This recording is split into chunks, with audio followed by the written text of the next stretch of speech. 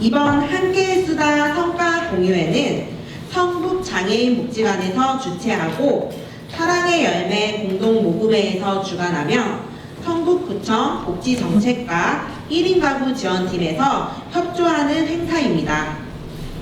고독사를 예방하고 주민주도형 지역사회 돌봄체계 구축을 위해 진행된 희희낙낙 사업이 어느덧 3년이 되었습니다.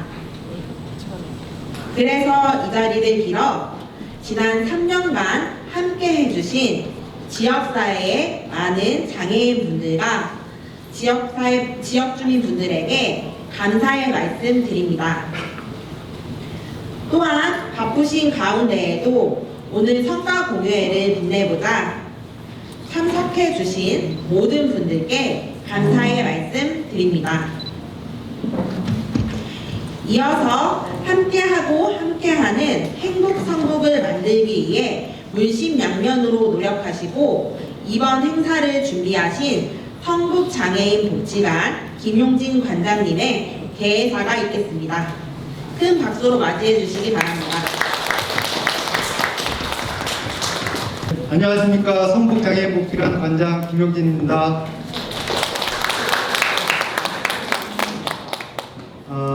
오늘 이 자리는 저희가 지난 3년간 저희 복지관이 사회복지 공동모금회 지원을 받아 추진해온 장애인 고립가구 발굴 및 지원사업 희희낙낙의 여정을 마무리하고 그 성과를 함께 나누기 위해 마련되었습니다.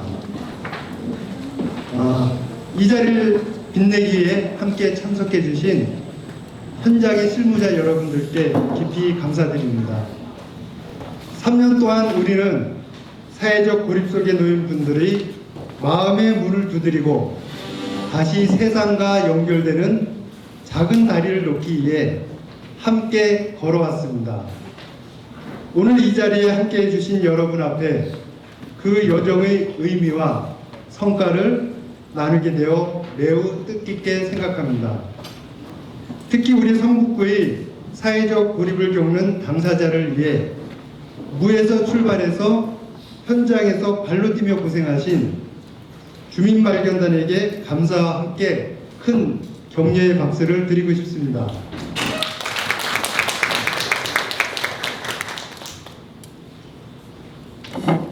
그리고 현장 실무자, 성북구청 1인 가구 지원팀, 그리고 지역사회 파트너 기관 여러분께도 진심으로 감사드립니다. 이 자리를 통해 공유되는 사례와 경험이 또 다른 지역과 기관에도 희망의 씨앗이 되기를 기대합니다. 감사합니다. 네, 인사 말씀해 주신 김용진 관장님에게 다시 한번 따뜻한 박수 부탁드립니다. 감사합니다. 지금부터 본격적으로 함께 수다 성과 공유회의 일부 주제인 함께한 우리를 시작하겠습니다. 가장 먼저 외로움 없는 서울 성북구와 함께라는 주제로 성북구청 복지정책과 1인 가구 지원팀 백지훈 주무관님의 발표가 있겠습니다. 네, 안녕하세요. 저는 오늘 성북구 사회적 고립가구 지원 사업을 주제로 발표를 맡은 복지정책과 1인 가구 지원팀의 백지훈입니다. 반갑습니다. 여기 계신 분들은 아마 사회 문제로서의 고립에 대해 이미 많이 들어보셨을 건데요. 조금은 막연하게 알고 계신 분들도 계실 거고 또 많이 들어온 만큼 잘 알고 계신 분도 계실 겁니다. 오늘 이 자리에서 고립에 대해 좀 더 생각해보고 정리해 볼 수 있는 시간이 되었으면 합니다. 먼저 개념을 좀 정리해 보도록 하겠습니다. 먼저 고립 예방 사업에 자주 쓰이는 4가지 용어가 나오는데요. 외로움, 고독, 고립, 은둔입니다. 다들 아시다시피 외로움은 정서적 결핍 상태이고 누군가와 관계를 맺고 싶은데 그러지 못할 때 느끼는 주관적인 감정입니다. 고독은 혼자 있는 것을 스스로 선택한 상태로 고립과의 가장 큰 차이점은 능동적이라는 것입니다. 그래서 고독은 즐길 수 있는 긍정적인 감정이라고 이야기를 합니다. 고립은 객관적인 단절이 발생하여 외로움이 심화된 상태입니다. 고독과 달리 고립은 수동적인 것, 되어지는 것입니다. 예를 들어 어떤 모임이 있으면 그 속에서 외로움을 느낄 수 있습니다. 하지만 단절은 아니기 때문에 고립은 아닌 것입니다. 고립은 그런 모임 자체가 없는 그런 상태를 이야기합니다.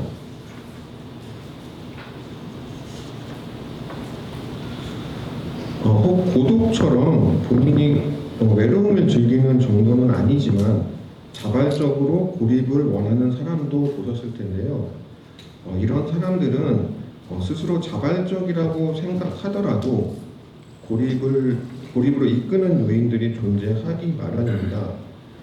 일상생활의 어느 한 부분에 결핍이 있거나 힘이 많이 쓰여지는 상태이기 때문에 상담을 하거나 대화를 나눌 때 이런 부분을 잘 체크하셔야 됩니다. 마지막으로 음두는 고립이 장기화되어 사회 전체와의 접촉을 끊은 상태를 이야기합니다. 다음은 고독사의 법적 정의를 살펴보겠습니다. 고독사의 정의의 변화 양상을 살펴보면 처음 제정되고 나서 두 번의 개정을 거쳤는데 2023년 개정을 통해서 1인 가구만을 대상으로 하지 않게 되었고 24년 한 번 더 개정되면서 사망 뒤 일정 시간 흐름이 없어졌습니다. 이는 지자체별로 고독사의 기준이 제각각이었기 때문인데 예를 들어 서울시는 3일, 다른 어디 지자체는 5일, 7일 이런 식으로 다른 부분들이 있어서 이 일정 시간이라는 부정확한 문구를 삭제하였습니다. 어쨌든 고독사에 대한 기사가 많이 나면서 법의 취지와는 다르게 사망 후 3일이 지났는지 그래서 고독사에 해당되는지 안 되는지 여부만 따지는 경향이 있었는데 그러한 경향을 바꿀 수 있었던 계기가 되기도 하였습니다.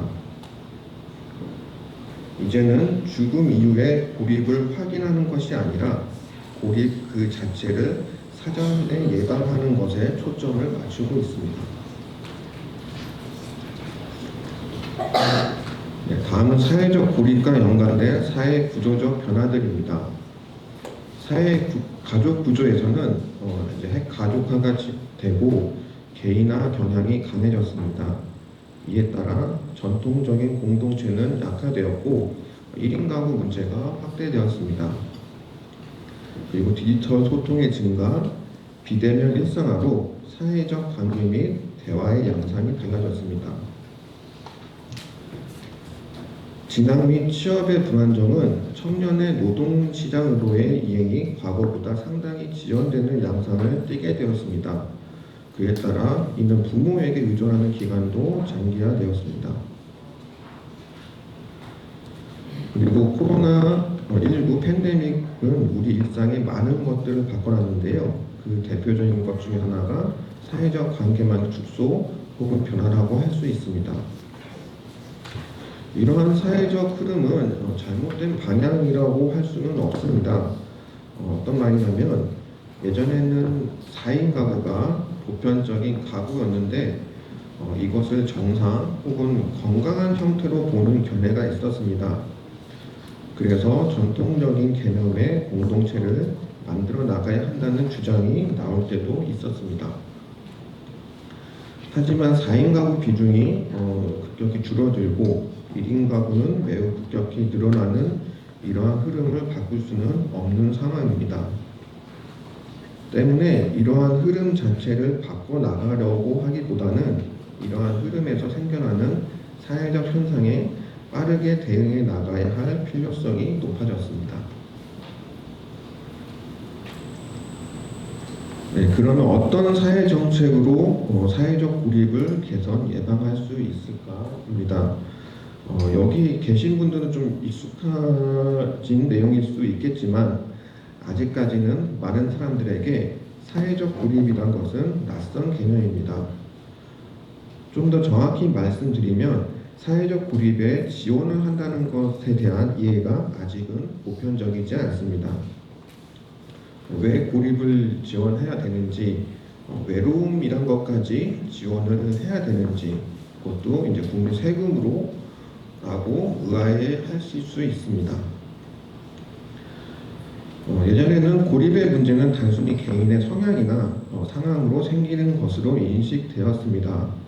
하지만 앞서 본 사회적 흐름으로 인해 지금은 고립을 누구나 겪을 수 있는 일상 속 위험 요인으로 인식해야 할 것입니다. 특수한 어떤 개인이 경험하는 문제가 아니라 사회적 변화의 흐름 속에서 나타난 누구나 겪을 수 있는 보편적 문제로서 인식하는 것부터 시작해야 되는 단계라고 할 수 있겠습니다. 사회적 고립의 개념에 대해 좀 더 살펴보도록 하겠습니다. 사회적 고립 개념 특성을 보면 외부적 고립과 내부적 고립이 있습니다. 예전에는 심각한 내부적 고립의 문제만 의료적인 측면에서 그러니까 정신과적인 측면에서 개인적으로 다뤄졌다면 고립의 문제가 사회 문제가 되면서 외부적 고립 및 가벼운 내부적 고립, 외로움이나 우울감까지 다뤄지게 되었습니다.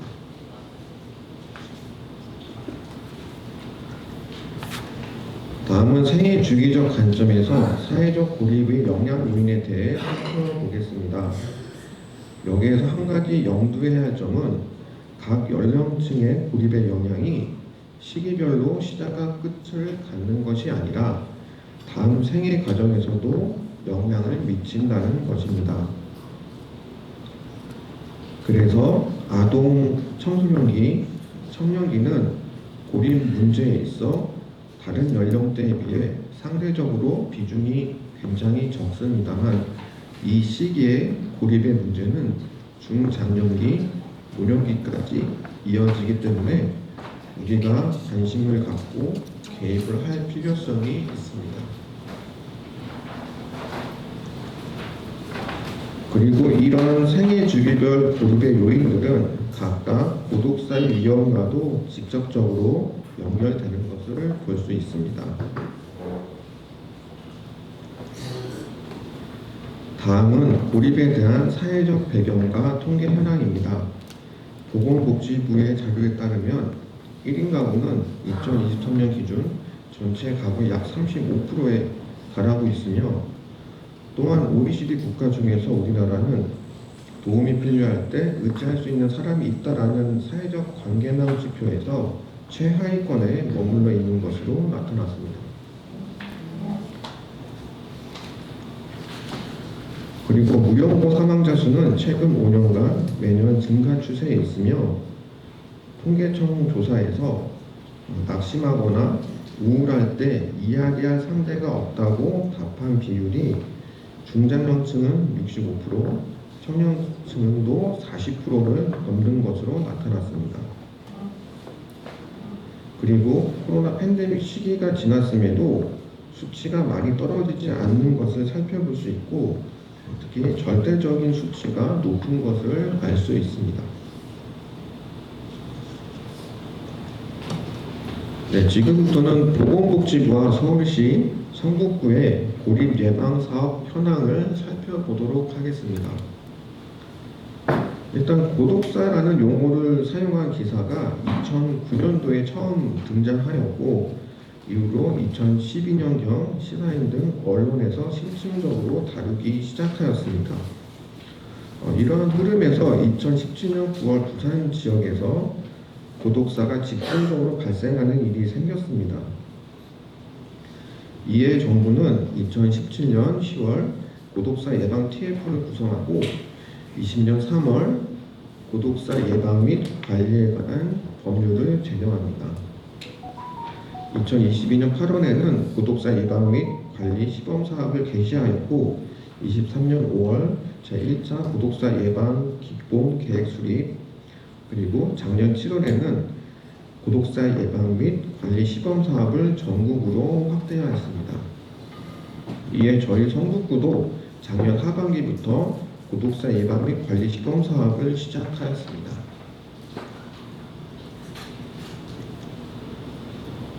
보건복지부가 추진한 고독사 예방 시범 사업은 크게 4가지 유형으로 안부 확인, 생활 개선 지원, 공동체 공감 및 프로그램 운영, 사후 관리로 이루어져 있고 필수 진행 사업도 생활 개선 지원, 사회적 관계망 형성 프로그램을 요구하고 있습니다. 성북구는 현재 위 4가지 유형의 사업을 모두 운영을 하고 있습니다. 다음은 서울시 사업입니다. 서울시는 2024년부터 외로움 없는 서울, 외업소라는 브랜드로 보다 정서적 관점의 고립에 대응을 강화하고 있습니다. 서울시는 특히 영국의 정책 모델을 참고하여 감정 기반의 고립 문제까지 공공이 지원하려는 정책을 진취적으로 추진을 하고 있습니다. 이러한 노력으로 고립 예방 분야에 있어서는 서울시가 전국에서 가장 앞서 나가고 있다고 볼 수 있습니다. 서울시의 홍보 포스터입니다. 과일을 이용하여 고립과 외로움의 문제를 너무 무겁지 않게 누구나 접할 수 있도록 홍보하려고 하는 모습입니다. 사실 고독사라는 용어가 너무 무겁고 심각한 상태의 느낌이 있어서 대중적으로 예방 정책을 알리기 쉽지 않았는데요. 이렇듯 비교적 가벼운 이미지로 일반 시민들의 거부감을 줄일 수 있도록 노력하고 있습니다. 이와 더불어 기존 120 가상콜에 외로움 상담 파트를 만들어서 24시간 누구나 전문가와 상담을 할 수 있도록 운영을 하고 있습니다. 다음은 성북구의 공공과 민간 영역에서의 사업들을 살펴보겠습니다. 사실 주민분들보다는 실무자들을 위한 자료라서 전체적으로 이러한 서비스들이 있다 정도로 보시면 되고 고립 위험군별, 생애 주기별로 다양한 서비스들을 마련하고 확대시켜 나가고 있다는 점을 살펴보시면 되겠습니다.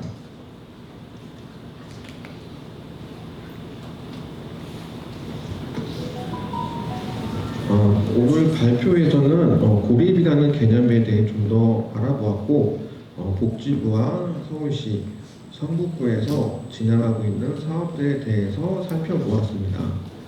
앞으로도 고립 문제는 계속 증가할 것으로 예상되고 관련 사업들도 지속적으로 늘어날 것입니다. 돌봄과 고립 예방이라는 것은 앞으로 복지 영역에서 이제 큰 변화를 가져올 분야라고 예측됩니다. 관에서도 그렇지만 민간기관에서는 특히 기존의 서비스 제공 체계, 경제적 어려움을 기반으로 특정 문제를 해결하는 방식의 서비스 제공 체계에서 일상생활의 유지라는 훨씬 더 광범위한 개념의 영역까지 다뤄야 하는 상당한 변화가 요구되고 있는 상황입니다. 때문에 고립의 문제는 다른 어떤 사업보다도 민간이 협력해서 풀어나가야 좋은 성과를 낼 수 있는 분야라고 할 수 있습니다. 고대 로마의 언어로 살다라는 말은 원래 사람들 사이에 존재하다라는 뜻이었다고 철학자 안나 아렌트는 말했습니다. 반대로 죽다라는 말은 사람들 사이에 존재하지 않다라는 뜻이라고 합니다. 우리가 마을에 좀 더 관심을 갖고 이웃과 인사를 나눈다는 것으로만으로도 누군가가 고립되어서 죽어가지 않도록 할 수 있다는 점 말씀드리면서 이만 발표를 마치겠습니다. 경청해 주셔서 감사합니다. 네, 발표 내용 잘 들었습니다. 주무관님의 발표를 통해 성북구의 1인 가구 현황 및 성북구에서 앞으로 진행할 사업의 방향성에 대해서 다시 한번 생각하는 시간이 된 것 같습니다. 다시 한번 발표 감사드립니다. 다음은 이번 성과 공유회에서 가장 기대하고 오신 내용이 아닐까 싶은데요.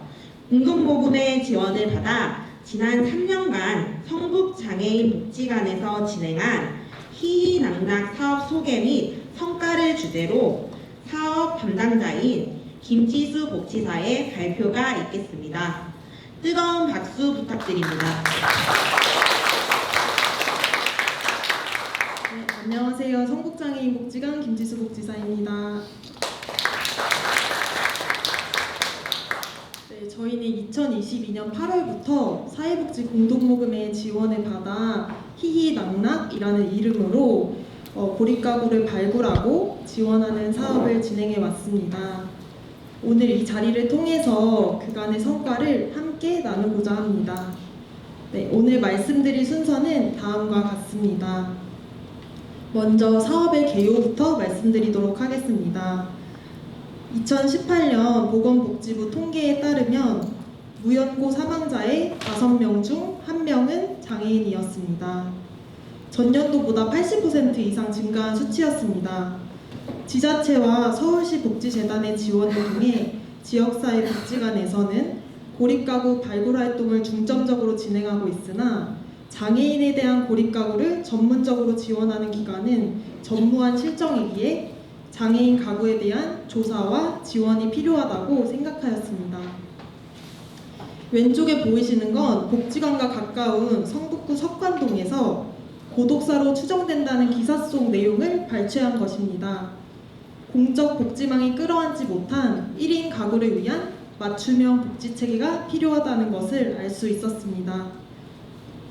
또 고독사 예방 및 관리에 관한 법률 개정안에 따르면 고독사란 가족, 친척 등 주변 사람들과 단절된 채 사회적 고립 상태로 생활하던 사람이 자살, 병사 등으로 임종하는 것을 말합니다. 그래서 고독사를 해결하기 위해서는 고립 해소가 우선이라고 생각하였습니다. 고립의 징후는 분명하지만 전국적으로 장애인 사회적 고립 가구를 중점적으로 지원하고 있는 기관은 단 4곳에 불과하며 기존 사회적 고립 가구 발굴에 비해 매우 부족한 실정이었습니다. 이에 장애인 특성에 맞춘 세심한 발굴과 지원이 필요하다는 것을 알 수 있었고 장애인 1인 가구와 중증 장애인에 대한 발굴 체계가 여전히 미비하다는 것을 알 수 있었습니다. 희희낙낙 사업은 바로 이 지점에서 시작되었습니다. 그래서 저희는 연차별 목표를 세워 접근하였습니다. 1차 년도에는 기반을 조성하고 2차 년도에는 발굴된 가구에 대한 지원 체계와 성북구 네트워크 그리고 주민 공동체를 확대하며 3차 년도에는 성북구 전역으로 확장하면서 지역 주민이 스스로 주체가 되어 움직일 수 있도록 구조를 마련하였습니다. 앞서 말씀드린 연차별 목표에 따라 실제 사업은 다음과 같은 세부 사업으로 구성해 실행에 옮겼습니다. 먼저 지역 조사를 위해 통계청 자료를 활용해 성북구 내 장애인 가구 수를 파악하였습니다. 20개 동 중 주요 지역을 중심으로 정리를 해보았고 그 중에서도 정릉동은 특히 장애인 가구 밀집도가 높은 것으로 나타났습니다. 그러나 이러한 수치만으로는 충분하지 않았습니다. 저희는 장애인 가구 명단을 바탕으로 보시는 것과 같이 구글 지도를 활용해 고립가구가 밀집된 지역을 시각화하였습니다. 서울시 고독사 예방 및 사회적 고립가구 안전망 확충을 위한 조례 일부 개정 조례안 검토 보고서에 따르면 지역 주민에 의해 최초로 대부분의 고독사 현장이 발견되고 있었습니다. 그래서 발견과 관계의 주체 역시 지역 안에서 찾고자 통장, 인근 주민들과 인터뷰도 진행하며 그 동네의 실제 분위기, 골목 안의 정보까지 확인하면서 조금 더 정밀하게 발굴 기반을 다졌습니다. 앞서 말씀드렸듯이 이 사업의 주체는 복지관이 아닌 주민입니다. 주민 발견단은 고립을 겪는 장애인 가구를 직접 찾아가고 일시적인 만남에 그치지 않고 관계를 이어가고자 정기적인 안부 점검은 물론 복지 정보와 지역 자원도 함께 나누고 나아가 모임 활동을 통해 장애인과 비장애인이 자연스럽게 관계를 맺는 핵심적인 역할을 수행하였습니다. 주민 발견단이 단순한 참여자가 되지 않도록 저희는 사전 교육을 매우 중요하게 여겼습니다. 총 8회기 교육을 이수한 분들만 발굴단으로 위촉하였고, 이렇게 위촉된 주민 발견단은 총 3년간 총 43명입니다. 1차년도에는 담당자와 발견단이 함께 직접 방문하며 발굴을 시도했습니다. 2차년도부터는 보다 효율적이고 안전하게 진행될 수 있도록 장애인 고립가구 접촉 요령을 매뉴얼화하였습니다. 그리고 3차년도에는 주민 발견단이 독립적으로 발굴 활동을 진행하며 필요한 연계까지 주도하는 주체로 성장하였습니다. 또 정기적인 간담회를 통해 활동상의 어려움을 나누고 좋은 사례는 함께 공유하며 서로에게 힘이 되는 시간을 만들어 왔습니다. 또한 간담회에서 나온 의견을 바탕으로 보강이 필요한 주제는 별도로 선정하여 보수교육을 진행하였습니다. 단순한 보충이 아닌 현장에서 필요한 역량을 함께 고민하고 채워나갈 수 있는 시간이었습니다. 3차년도에는 또 하나의 중요한 변화가 있었습니다. 바로 이용인 선정위원회를 신설한 것입니다. 보수교육을 이수한 주민 발견단이 실무자와 함께 회의에 참여하여 고립 위험도, 모니터링 결과, 지원 여부 등을 논의하며 실질적인 개입 대상자를 선정하는 데 적극적으로 참여했습니다. 이제 주민은 단순 전달자가 아니라 사례 개입까지 함께하는 실천 주체가 된 것입니다. 다음은 주민 발견단과 함께 고립가구를 어떻게 발굴하였는지 과정을 설명드리도록 하겠습니다. 먼저 사전에 발굴키트 받으셨나요? 지금부터는 발굴키트를 참고하여 주시면 감사하겠습니다. 먼저 첫인상, 첫 만남이 사실 중요하잖아요. 저희는 공통된 조끼와 명찰을 갖추어 정확한 소속을 드러냅니다. 또 날씨가 많이 더워져서 주민분들 어떻게 지내시는가 하고 안부 점검차 방문 드렸습니다. 와 같은 가벼운 인사말로 대화를 시작합니다. 이때 보여지는 건강 상태, 주거 상황, 의사소통 가능 여부 등을 당사자의 답변에 따라 자연스럽게 정보 파악 가능한 대화를 유도합니다. 만약 1차 부재 시에는 오른쪽에 보이시는 문고리 편지를 활용하여 문고리에 걸어두거나 넣어두었습니다. 2차 접촉 시에는 생필품 키트를 활용하여 경계감을 낮추고 자연스러운 대화를 유도하고 다차원적인 욕구를 파악하며 조금씩 신뢰의 틀을 세워가는 과정이라고 할 수 있습니다. 두 번째 방문을 했음에도 부재인 가구에 대해서는 1차 방문 시 걸어두었던 문고리 편지가 사라졌는지 확인 후 계절마다 다른 멘트가 들어있는 스티커 편지를 활용하여 붙여놓습니다. 3차 접촉 시에는 대부분 좀 더 깊은 대화가 가능했습니다. 당사자의 반응에 따라 고립 또는 위기 원인 분석을 위한 관찰 상담을 진행합니다. 실제 생활과 이어지는 복지나 의료, 주거 등 관련 서비스에 대한 정보를 요구하시는 분들이 많아서 안내를 드리고 필요 시에는 연계하였습니다. 부재 시에는 2차 스티커 편지가 사라졌는지 확인 후 재방문 여부를 체크할 수 있는 편지를 부착합니다. 4차 접촉은 욕구 해소를 위한 서비스들을 제공하거나 정기적인 안부 확인 및 정보 제공을 중심으로 이루어졌습니다. 4차 방문까지도 부재인 가구의 경우 동주민센터나 이웃, 통장님을 통해 상황을 파악하였습니다. 이러한 모든 과정은 평균 한 달 내로 이루어졌고 이 외에도 발굴활동 시 현관에 쌓여있는 물건들, 또 고지서나 택배 등을 통해서도 일상 위험 신호를 조심스럽게 읽어낼 수 있었습니다. 이렇게 발굴된 가구에 대해서는 물품 지원, 위기 긴급 지원, 서비스 연계, 기타 지원을 하며 고립을 경험한 가구의 상황에 맞는 맞춤형 서비스를 이어나갔습니다.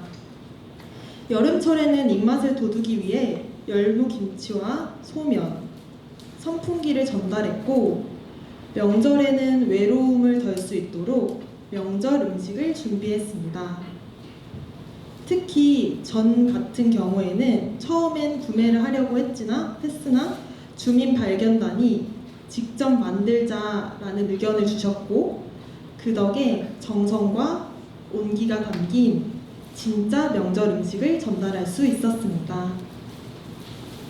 받으신 분들의 반응에서도 그 따뜻함이 그대로 전해졌습니다.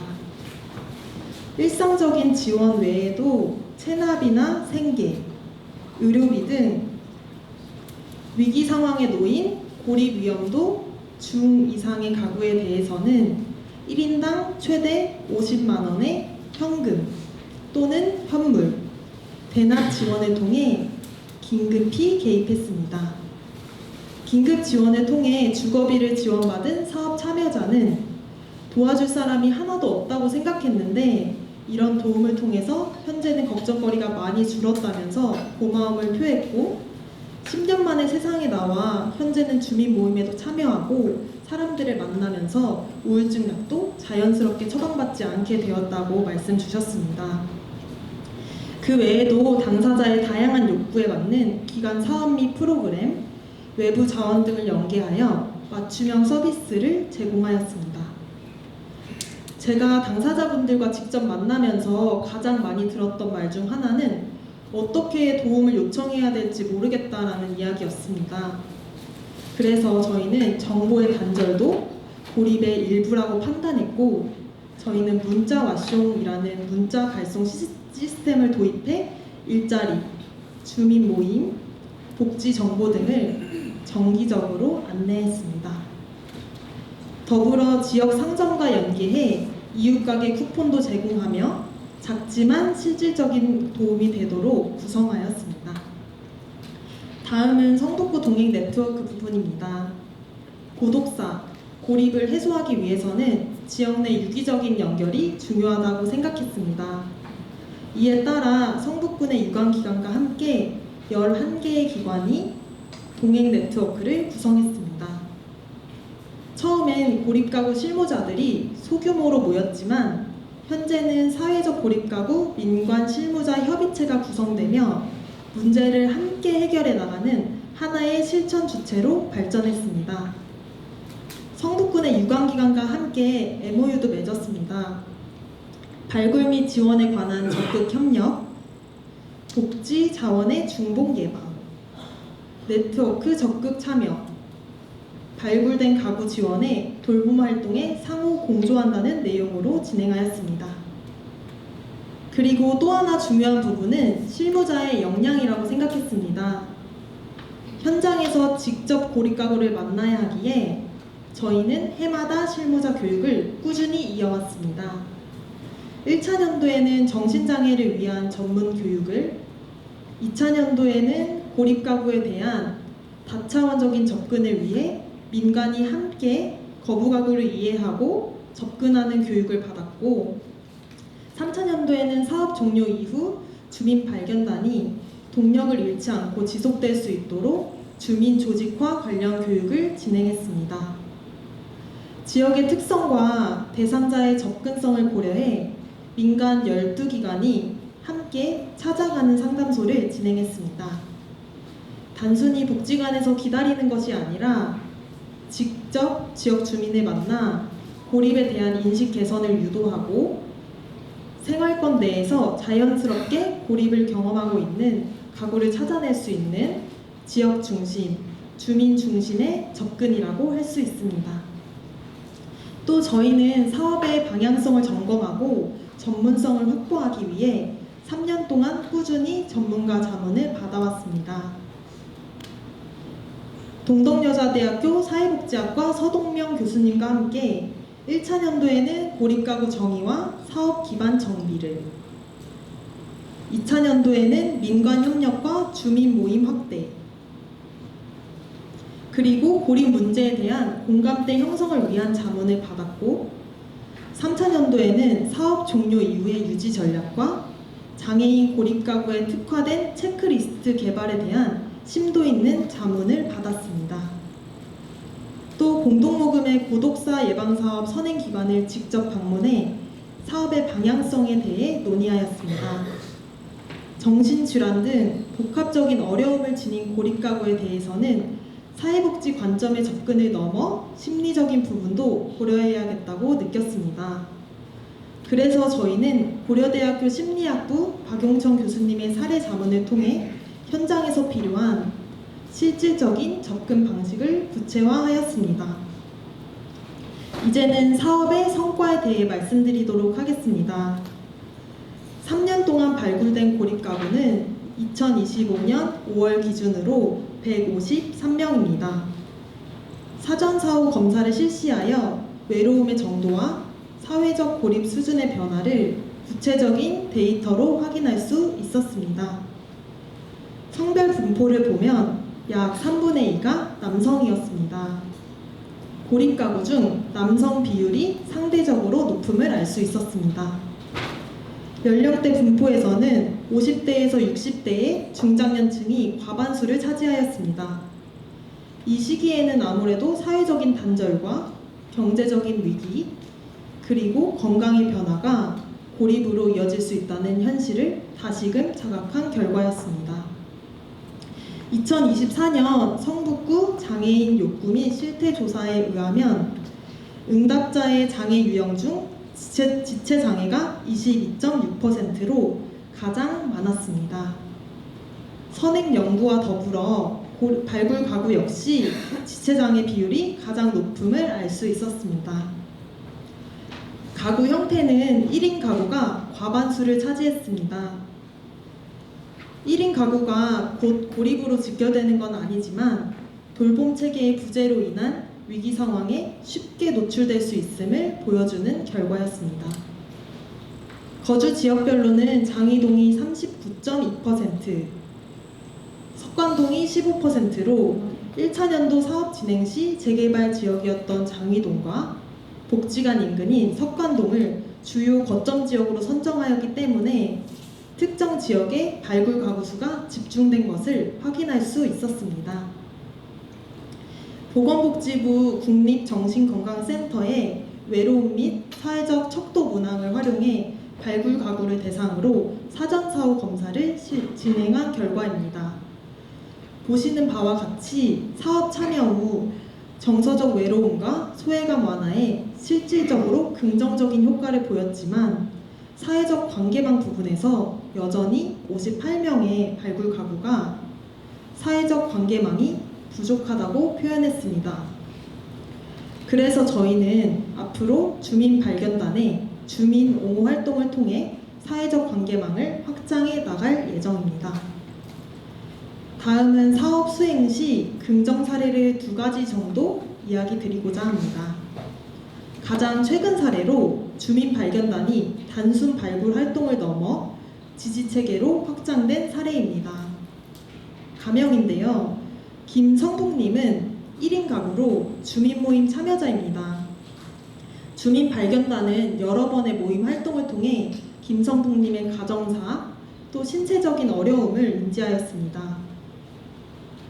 그래서 장기 요양 등급을 받을 수 있도록 직접 보호자로 나서면서 결과적으로 요양보호사가 연계되어 당사자가 일상에서 많은 도움을 받게 되었습니다. 이 과정은 복지관이 아닌 주민 주도의 개입으로 이루어졌고 당사자의 일상에 실질적인 도움을 제공한 동시에 주민의 민감성이 돋보인 모범 사례라고 할 수 있습니다. 다음 긍정 사례는 장행복님으로 첫 방문 당시 2인 가구로 거주하고 있으나 친인척 외에는 별다른 관계를 맺지 않고 가정에서 지내고 있는 상황이었습니다. 수급자로 생활은 하고 있었지만 생계 유지가 어려운 상황이었고 반복적인 접촉을 통해 일자리에 대한 욕구가 있음을 파악하였습니다. 마침 복지관 일자리 정보가 있어서 안내드렸고 실제로 일자리로 연계되면서 규칙적인 생활 패턴이 생기고 또 사람답게 살고 있다라고 표현하면서 만족감을 표현하였습니다.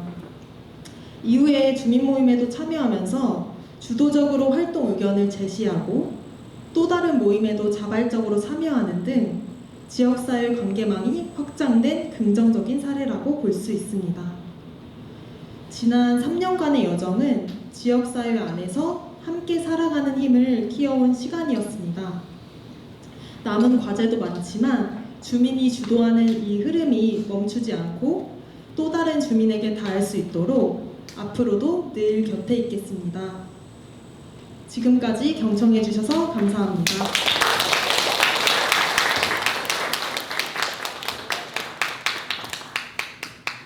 네, 발표 내용 잘 들었습니다. 장애를 가지고 사회적 고립을 경험하고 있는 분들에 대해서 생각하고 주민 발견단의 노고에 다시 한번 감사드리며 지역사회와 어떻게 접점을 이루어 나가야 할지 알 수 있었던 내용이었습니다. 다시 한번 발표 감사드립니다. 다음은 사전에 저희에게 보내주신 질문지를 바탕으로 질의응답하는 시간을 가지도록 하겠습니다. 질의응답은 사업 담당자인 박영훈 복지사와 제가 진행하도록 하겠습니다. 네, 박영훈 복지사님 인사 부탁드립니다. 네, 안녕하십니까. 저는 희인항학 사업 담당자 성북장애인 복지관 박영훈 복지사라고 합니다. 네, 우선 저희가 사전 질문지 먼저 바탕으로 답변 드리고 현장에서도 혹시 사업 성과를 들으시고 궁금한 내용 있으시면 자유롭게 손 들고 질문해 주시기 바랍니다. 그럼 박영훈 복지사님 준비되셨을까요? 네, 준비됐습니다. 네, 그러면 제가 질문지 먼저 질문을 드리겠습니다. 이제 사업 담당자로서 처음에 발굴 과정을 굉장히 막막하게 생각하셨을 텐데 어떻게 발굴 과정을 진행하셨는지 궁금하다고 질문 주셨습니다. 네, 일단 저희는 먼저 장애인 가구 주소를 구글 지도에 전부 찍어가지고 밀집 지역을 파악하고 있습니다. 그 이후에 그 명단을 바탕으로 가가오 문을 두드리면서 발굴 활동을 진행하였습니다. 그리고 저희 장애인 가구 접촉 시에는 처음부터 무턱대고 좀 어려운 점이라든지 그런 개인 정보를 물어보기보다는 저희가 이제 거부감을 느끼지 않도록 뭐 날씨나 그런 간단한 주제를 가지고 대화를 시도한 다음에 그 대화에서 이제 좀 그분이 필요하신 부분이나 정보를 유도하는 방식으로 발굴 활동을 진행하고 있습니다. 네, 혹시 두 번째 질문 드리겠습니다. 주민 모임을 운영하면서 가장 기억에 남는 점이 어떤 에피소드가 있으실까 여쭤보신 것 같습니다. 네, 저는 직접적인 참여자는 아니다 보니까 이제 한 번의 활동보다는 참여하신 분의 변화가 좀 기억에 남는데요.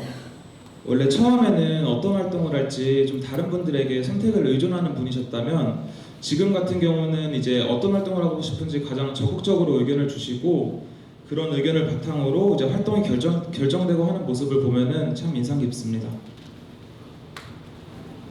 네, 그리고 세 번째 질문입니다. 성북장애인복지관은 아까도 김지수 복지사 발표에도 나왔지만 주민 발견단이 43명 활동하고 계십니다. 그분들을 어떻게 발굴하고 어떻게 활동하고 있는지 궁금하다고 질문 주셨습니다.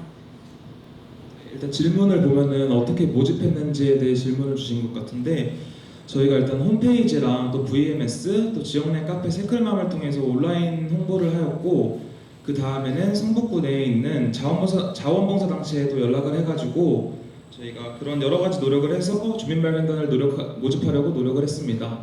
일단 사업 1차년도에는 저희가 성북소방서랑 연계가 돼가지고 지역에서 활동하시는 의용소방대원분들 위주로 결성이 되었고 2차년도, 3차년도에는 이제 지역 주민이나 그 성북구 내에서 생활하고 계신 생활주민 위주로 모집을 하였습니다.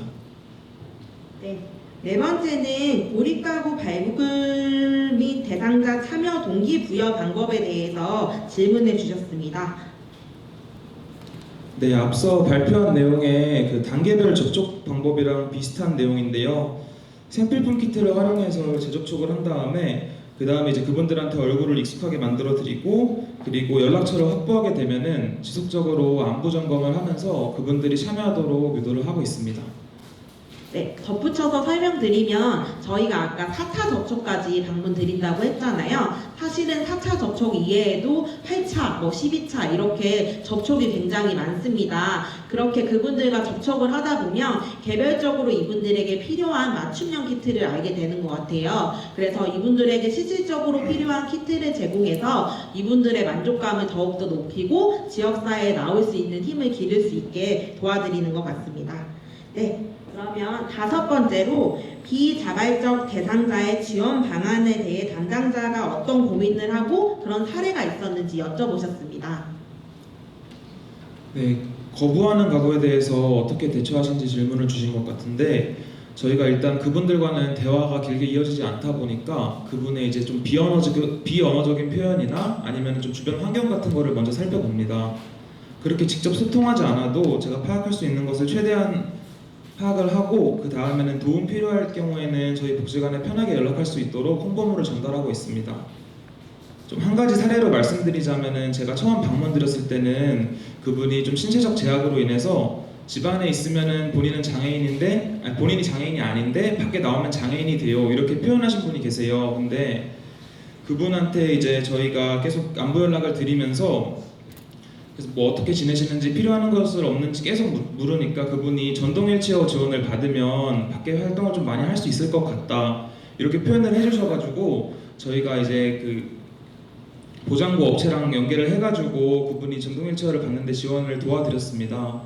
그 후에는 저희에 대한 신뢰가 생기면서 지금 복지관 내부 시설도 이용하고 계시고 주민 모임도 참여하고 계시면서 지금 다양한 활동을 해주고 계십니다. 여섯 번째는 기관에서 생각하는 고립가구의 기준은 무엇이며 장애인 고립가구만의 특징이 무엇이 있는지 질문하셨습니다. 네, 일반적으로 고립에 대해 좀 기준을 정하면은 뭐 관계망이 어떻게 형성되어 있는지, 뭐 일상생활을 잘 하시는지 이런 거를 많이 기준으로 보실 것 같은데 저희가 사업을 진행하면서 발견한 장애인 고립가구의 특징은 돌봄 주체랑 연관이 있다는 것입니다. 돌봄 주체가 건강상의 문제나 위기 상황에 놓였을 경우에는 당사자는 이제 바로 고립 위험에 빠지게 됩니다. 그래서 이를 저희는 잠재적 고립 가구라고 표현하면서 사업 대상으로 참여시키고 있습니다. 네, 그리고 아까 처음에 김지수 복지사 발표에서 나왔듯이 저희 장애인 고립가구 특징은 정보 부재가 또 굉장히 두드러지게 나타난다는 게 굉장한 특징이었습니다. 그래서 저희가 그분들에게 정보를 제공하는 부분에 대해서 굉장히 좀 중점적으로 진행을 했던 것 같고요. 그 다음에 또 진행을 하다 보니까 장애 가구가 아니더라도 장애가 의심되는 사례에 대해서 굉장한 고민을 많이 했습니다. 그래서 장애가 의심되는 사례의 경우에도 결국은 정보가 부재했기 때문에 장애 등록을 하지 못하는 경우들이 많았거든요. 그래서 저희는 장애인 고립가구에 대해서 정보 부재까지 고립가구라고 생각하면서 포함시키고 있고요. 고립가구를 또 선정하기 위해서 아까 앞서 설명드린 대로 이용인 선정위원회를 월 2회 발굴가구 대상으로 진행을 했고요. 이제 직접적으로 이분들에게 방문을 드릴지 아니면 다른 기관에 연계를 할지 저희 기관에 연계할 수 있는 게 있을지 하는 회의를 진행을 했고 3차년도에는 그 과정을 주민방위견단 분들이 함께 참여해 주셨다는 게 고무적인 결과인 것 같습니다. 네. 일곱 번째로 청각장애가 있는 농인의 경우에는 정보 접근에 어려움도 있고 사회적 관계를 형성하는 데 제약이 많이 있습니다. 이런 분들을 위한 고립 예방 프로그램이 제공되고 있는지 궁금해 하셨습니다. 네, 저희 사업에서 이제 당사자를 발굴하는 데 있어서 뭐 장애 유형의 제한을 따로 두지는 않습니다. 근데 저희 복지관에서 따로 제공되고 있는 농아인 특화 프로그램은 없다 보니까 뭐 이런 경우도 마찬가지지만 기관 내부에서 해결하기 어려운 경우에는 뭐 지역 내 전문기관에 의뢰를 하거나 아니면 관련 정보를 저희가 확인해서 전달해주는 방식으로 이렇게 지원을 해드리고 있습니다. 네, 여덟 번째로 마지막 되게 궁금해하신 질문일 것 같아요. 저희가 모금의 지원 3년을 받았는데 이제 그 이후의 계획과 구 차원에서의 지원 방안이 있는지에 대해서 궁금해하셨습니다. 저희가 일단 지원 사업 진행간에는 발굴 활동을 좀 위주로 했다면 이제 지원 사업 종료 후에는 주민발견단과 발굴 가구를 매칭해서 저희가 주민 옹호 활동으로 좀 촘촘한 모니터링 체계를 구축하려고 합니다. 그리고 구 차원에서 지원 방안 같은 경우는 저희가 민관 협의체를 통해서 계속 논의 중인 내용이고 긍정적인 결과가 있기를 기대하도록 하겠습니다. 네, 더불어서 또 설명드리면 저희가 2부에 설명드릴 내용이지만 주민 모임 활동이 굉장히 활성화되어 있습니다. 주민 모임 활동이 그동안은 공동모금의 지원이다 보니까 담당자들이 함께 따라가서 함께 진행하는 주민 모임 활동이었다면 앞으로는 그분들이 스스로 진행할 수 있도록 자주적인 형태를 띠면서 모임 활동을 지속하려고 노력하고 있습니다. 네, 지금까지 사전 질문 드렸는데요. 혹시 현장에서 사업 성과 들으시면서 궁금하셨던 내용 있으시면 손 들고 질문해 주시면 마이크 전달해 드릴 수 있도록 하겠습니다. 네, 벌써 성과 공유회를 시작한 지 1시간 남짓 되었는데요. 시간이 정말 빨리 지나가시죠. 잠시 10분간 휴식하고 이어서 성과 공유회 2부를 진행하겠습니다. 화장실은 앞홀 바깥쪽에 있으니 직원의 안내를 받으시기 바랍니다. 잠시 휴식하겠습니다.